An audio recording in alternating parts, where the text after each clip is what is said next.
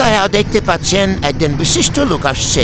উনি সবসময় মানুষের কাছ থেকে মানে চেয়ে চেয়ে খায়, বলতে কি বলবেন ভাই খাওয়াবেন, এই শুরু হয়ে গেল ভাই খাওয়াবেন, উঠে রুটি দিবি।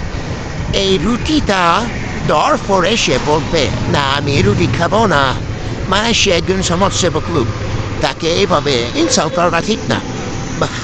হেককে দিকে দিবে খাবো না, তো হাতে খাও দেখা একটা রুটি তাকে দিল, তারপর দিতে আছে আলোচনা বলে ভাই খাবেন, মানে সে খাবেন কথাটা আসলে তার মুখ থেকে বলতে পারে না। এটা অত একটা দেখো হয়ে গেছে। এই রুটি খাইলো, খাওয়ার পরে সে একজন এই কুকুরগুলি মামুন বেড়ে, কিন্তু অথচ পাগলে টেনশনও পড়ে গেলো কি ব্যাপার, আপনি রুটি নিতে না নিতে কুকুর আদি করো নাকি।